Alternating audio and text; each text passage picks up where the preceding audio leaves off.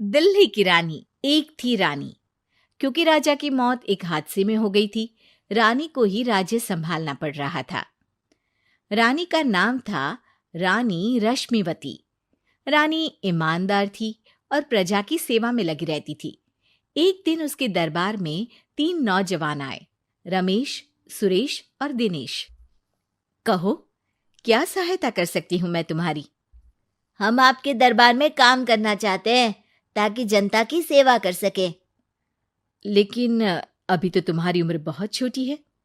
तुम लोगों को तो अभी अपनी पढ़ाई पर ध्यान देना चाहिए। हमारा मन पढ़ाई में नहीं लगता। माता पिता को लगता है कि हम किसी के लायक नहीं हैं और हम साबित करना चाहते हैं कि हम लायक हैं। उत्साह बहुत अच्छा है, मगर अभी उम्र कच्ची है तुम लोगों की। अरे उम्र से क्या होता है रानी जी? शास्त्रों में लिखा है कभी किसी के ज्ञान को उसकी उम्र के आधार पर नहीं देखना चाहिए।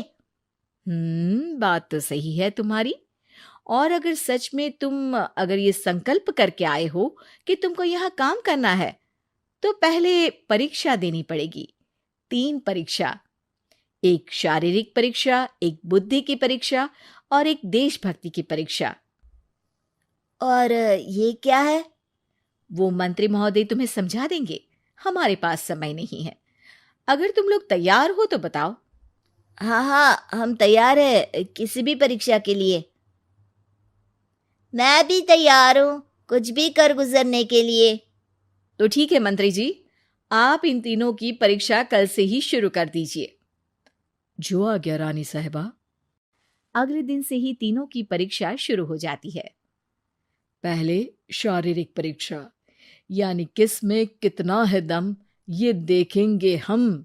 क्योंकि शरीर में दम होगा तभी तो प्रजा की सेवा में दम लगा पाओगे। हमें क्या करना होगा?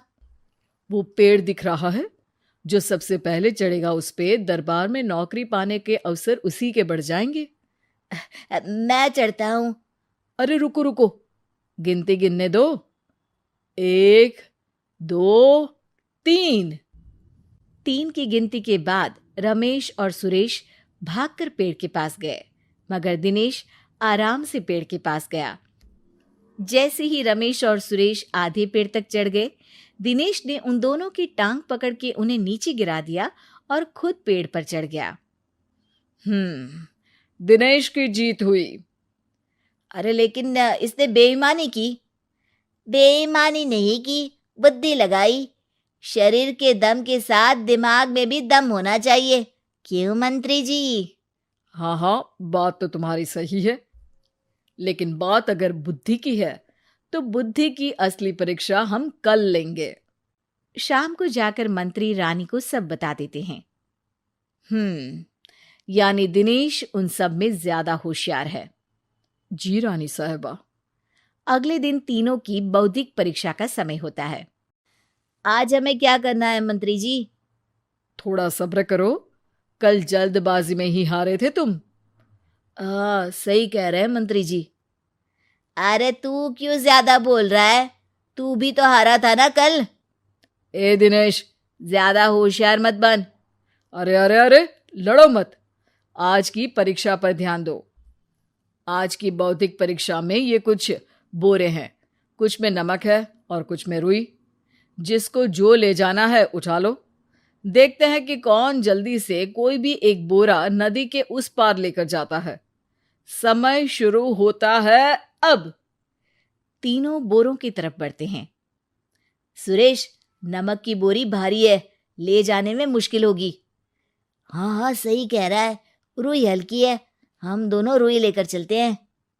अरे भाई, मैं तो नमक लेकर जाऊंगा।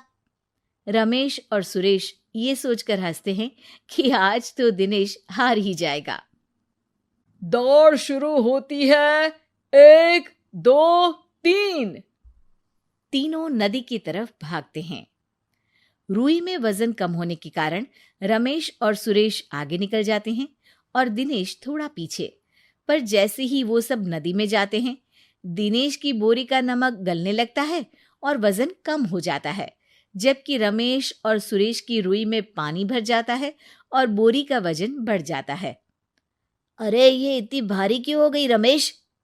अरे मुझे क्या पता, शायद जादुई बोरी है। अरे लगता है कि हम बेवकूफ बन गए। बने नहीं हो, तुम हो ही बेवकूफ। इतना तो पता होना चाहिए कि पानी में नमक गल जाएगा। दिनेश का पूरा नमक गल जाता है और बोरी खाली हो जाती है। वो जल्दी से रेस पूरी कर लेता है। इस परीक्षा के विजेता भी दिनेश ही हैं। उसने दिमाग लगाकर दिखा दिया कि वो बौद्धिक परीक्षा में भी रमेश और सुरेश से आगे है।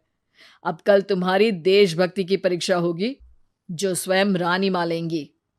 रात को फिर मंत्री रानी के पास जाकर बता देते हैं कि आज की परीक्षा में कैसे दिनेश ने अक्लमंदी दिखाई और बौद्धिक परीक्षा में भी उसी की जीत हुई। अरे वाह, दिनेश तो हमारे बहुत काम आ सकता है।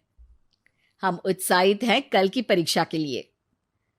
वो तो ठीक है रानी साहिबा, लेकिन हमने सुना है कि पड़ोसी राज्य का राजा आकाशदीप हमारे राज्य की सीमा में घुसपैठ कर रहा है। ये तो चिंता की बात है। हमें जल्द ही कुछ करना चाहिए। अगले दिन रमेश, सुरेश और दिनेश अपनी आखिरी देशभक्ति की परीक्षा के लिए दरबार में आते हैं। प्रणाम रानी साहिबा। नमस्कार रानी जी। प्रणाम रानी माँ। हमने तुम्हारी परीक्षा पर गौर किया। दिनेश आगे हैं। हम तुम तीनों में से किसी दो को ही दरबार में काम दे सकते हैं। किसी एक को आज जाना होगा। तो देशभक्ति की परीक्षा के लिए तैयार हो? पूरी तरह से। मैं तीनों से एक ही सवाल करूंगी। जिसका जवाब सबसे सही लगेगा उसे तो नौकरी मिल ही जाएगी। फिर दूसरे सबसे सही जवाब देने वाले को भी काम मिलेगा। आप लोगों का समय शुरू होता है अब। ज्यादा सोचने का समय नहीं होगा। जो मन में पहली बात आए उसका जवाब दे। तो सवाल यह है कि तुम इस मिट्टी के लिए क्या कर सकते हो? मैं इस मिट्टी को साफ रखूंगा। यहाँ के लोगों के भोजन की कमी को मैं पूरी करूंगा। मैं यहाँ के लोगों को गले लगा लगा के उनको खुशी दूंगा रानी माँ, और गरीबों के लिए घर बनवाऊंगा। मैं इस मिट्टी के लिए किसी की जान भी ले सकता हूँ रानी माँ। मंत्री, दिनेश को एक तलवार दो। जी रानी जी।